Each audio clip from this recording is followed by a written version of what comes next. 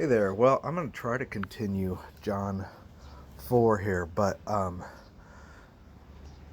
I want to ask for prayer because if you're benefiting from these, there's, I guess, a few things I want to say. If you're benefiting from these, please pray for me because for some reason, you guys know I thought I was done with my YouTube channel a little while ago, but I do feel like it was a change of direction or a pause.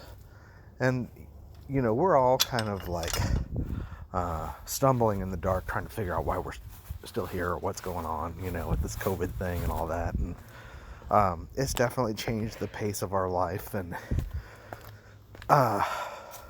we don't know what's next. We have things we hope are next, right? But we don't know. Meanwhile, YouTube channels, we are struggling to deliver content. I'm finding that the flow that was here last year is just not so easy this year. Last year I was a lot more fun too. I did parodies, I did all kinds of funny stuff, and I had a mix of things I was doing because I was much more lighthearted. But this year, the reason I'm going into John is because it's kind of a reaction to, I feel like people's hearts are, dang it, somebody's mowing and I'm not going to be able to talk over it, I don't think. People's hearts are distracted and from the revelation of Jesus Christ. That's the end goal, is the revelation of Jesus Christ. What is that? It means you get to know him, and we substitute so many things for the knowledge of Jesus Christ that we think are spiritual, but actually distract us. And, that can be anything. That can be Bible prophecy. That can be watching. If we do watching in a way of like date setting and looking at calendars and stuff like that, that's a distraction from knowing him. You need to know what's up, know what time it is and all that, but the real watchfulness is pursuing him, to know him, to get to know our bridegroom. And there's just so much distraction to the point where it's literally got to be winds pushing this as sort of a delusion, these distractions, to the point where when you get to a point where there's just no Christ, eventually something's wrong. And I had to unsub from a whole bunch of channels for my own sanity's sake, because my whole wall, my Facebook feed literally had become a list of headlines that read like a bad conspiracy theory movie. It just got to a point where it's silly, And yes, obviously there are major things going on, but we don't need to microanalyze every trend. It's not healthy. But meanwhile, so there's an element of warfare, because I knew going into John that the enemy was trying to distract the saints, distract people. He doesn't want us to know Jesus. He wants us to be caught up in all kinds of other things. He wants us to be hysterical. He wants us to be embarrassing.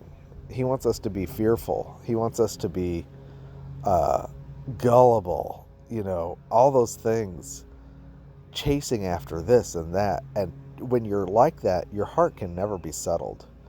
And then, a lot of times we want out of here so bad because our heart is so unsettled. Yes, we want to go home. We want to see our bridegroom.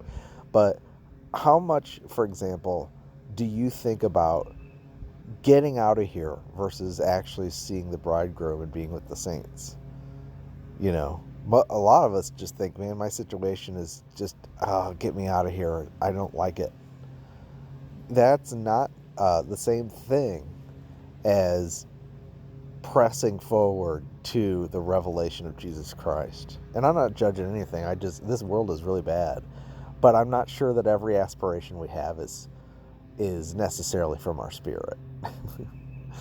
So anyway, it's been really hard to do these John messages. It's like I feel really dry when I'm giving them. A lot of times, I feel I'll start second guessing myself in the middle of the message, because it's touching on much more spiritual stuff. And part of it is that I've got this background, where some of the things that I'm ministering are the only treasures I kept from a situation that was otherwise a cult. And I'm a Berean, and I've sorted as much as I can the baby from the bathwater and held fast to that which is good and tested all things. It took me 10 years to detox theologically from being in this cult I was in. But sometimes when I minister these kind of truths about Christ as the Spirit, it harkens back to that. And it's funny because I stumbled across a channel today that's whole thing is exposing the cult I was in. And that kind of material wasn't even available a little while ago because there's so few people that ever come out of it and are clear theologically. And it was just kind of hard to visit the channel, to be honest. I was looking at the videos and going, man, so there's that. There's just baggage. And yet, I believe it's important for us to see the, quote, science of how God installed Christ at the center of our being. And that didn't just come from, and some of the language I use comes from that situation, but there's a whole group of people that have seen that throughout the last several hundred years, I just happen to be made very clear about it from a certain source that I cannot recommend, Witness Lee. It's just terrible. It's amazing how someone can have a treasure, but then because of other things, get overly exalted and become a cult leader, And that's another thing is I really get concerned. I appreciate encouragement. I need encouragement. I have no fellowship usually. I'm very weak. I'm very self-conscious and in my flesh, So I appreciate encouragement. Like, tell me if you say, okay, that was a really good message. Tell me what it was that you encouraged you, that you see now from the word that you didn't before. Or tell me how it changed your prayer life, or tell me how it's affected your relationship with the Lord. Don't tell me that I'm this and that, please. Sometimes I get comments that are well-meaning, but we are not. We are nothing. We're just dust. Only Jesus gets the glory. And if I see something in the Word, it's because He showed it to me, and He didn't show it for me. He showed it because He wants to feed people. And, sometimes people, one thing that happens is people will get a favorite teacher or something and then idolize that person. And the problem with that is that once you idolize someone, that kind of love, will eventually turn into hatred. Because eventually you'll see the flaw. You'll see something in me that you can't believe, or some point that you can't agree with. And if you are not searching the scriptures daily and owning the truth yourself, and you're just receiving it from me and thinking I'm so great, and you set me up on this pedestal, then I'm going to have a far fall. And I've had a few people who were with me for like a year and then found some point in my ministry that in my teaching, they just couldn't agree with. And it was usually a secondary issue, but it was such a disappointment to them that they threw the baby out with the bathwater. And, now I am a monster in their eyes. There's no in between. we put ourselves in danger when we exalt people. We put people in danger when we exalt them. We are nobody's better than anybody else. No one's closer to God than anyone else. We all have Christ in us if we are born again and we believed in the gospel and we believe Jesus Christ died for our sins, rose from the dead for our justification. And all I'm here doing is describing what we have. And it's not that I'm describing something that I have and you don't. I'm trying to describe something that you have access to so that we can enjoy it together. And my hope with the John was to really help people get into a more subjective, personal relationship with the Lord kind of thing, where they see what God has done in them and how God has made available to them to be satisfaction and how to be filled with the Spirit and how to enjoy the Lord, that's and that I believe purifies and simplifies us. It does. But